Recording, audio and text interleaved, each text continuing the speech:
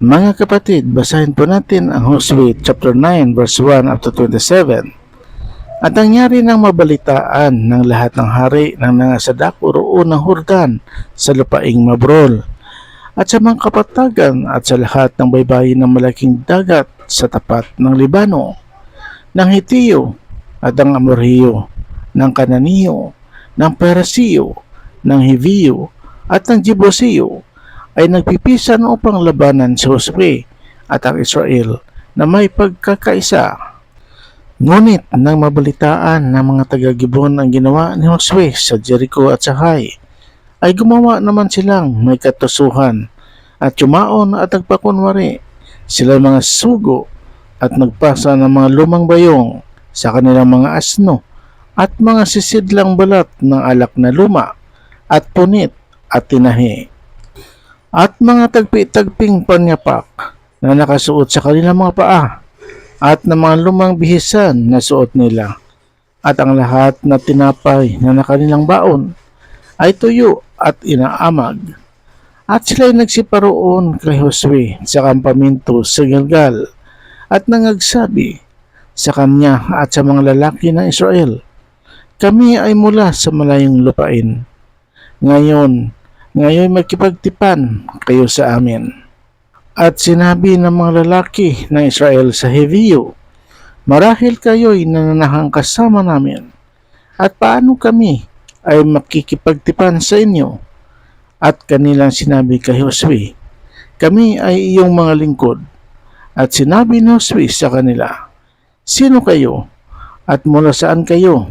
At sinabi nila sa kanya, "Mula sa totoong malayong lupain ang inyong mga lingkod, dahil sa pangalan ng Panginoon mong Diyos, sapagkat aming nabalitaan ang kabantugan niya at ang lahat niyang ginawa sa Ehipto at lahat ng kanyang ginawa sa dalawang hari ng mga Amorhiyo na nasa dako roon ng Hordan, kay Sihon na hari sa Hesbon at kay Og na hari sa Basan na nasa Astarot.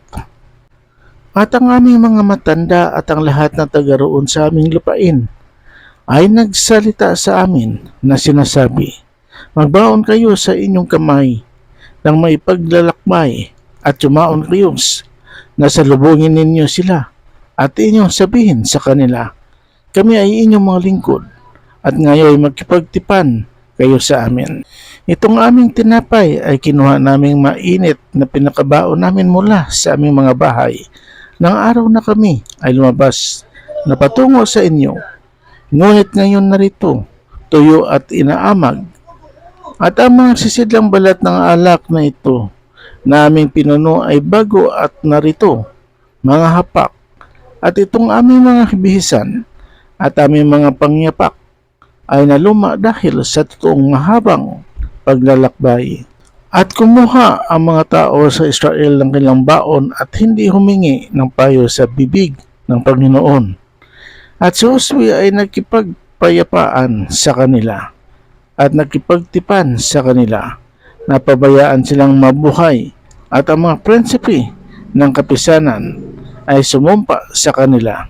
At nangyari sa katapusan ng 3 araw, pagkatapos na sila'y makapagtipan sa kanila, na kanilang nabalitaan na sila'y kanilang kalapit bayan, at sila'y nanahang kasama nila, at ang mga anak ni Israel ay naglakbay at naparoon sa kanilang mga bayan.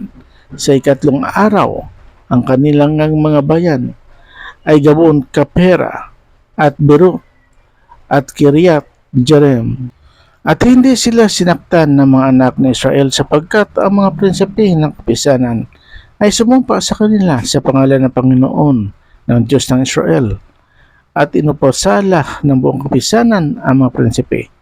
Ngunit sinabi ng lahat ng mga prinsipe sa buong kapisanan, kami ay sumumpa sa kanila sa pangalan ng Panginoon ng Diyos ng Israel.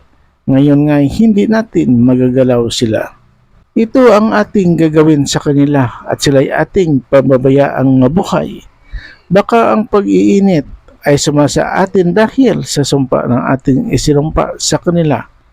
At sinabi ng mga prinsipe sa kanila, pabayaan silang mabuhay, sa gayoy sila'y naging mamamutol ng kahoy at mananalok ng tubig sa buong kapisanan, gaya ng sinalita ng prinsipe sa kanila.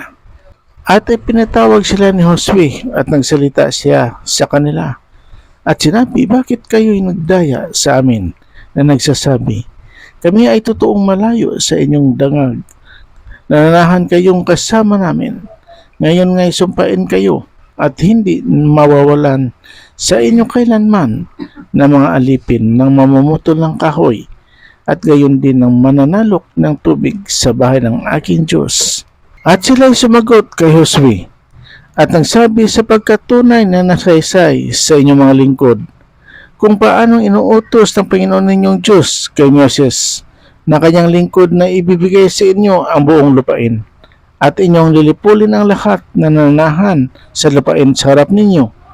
Kaya't ikinatakot naming mainam ang aming buhay dahil sa inyo at aming ginawa ang bagay na ito. At ngayon narito kami ay nasa iyong kamay. Kung ano ang inaakala mong mabuti at matuwid na gawin sa amin, ay gawin mo. At gayon ang ginawa niya sa kanila. At iniligtas niya sila sa kamay ng mga anak ng Israel na hindi sila pinatay. At ginawa sila ni Josue ng araw na yaon ng mga mamumutol ng kahoy at mga mananalok ng tubig sa kapisanan at sa dambana ng Panginoon hanggang sa araw na ito. Sa dakong kanyang pipiliin, purihin natin ang Panginoong Diyos. Amen. Please subscribe, like and share. Salamat. God bless everyone.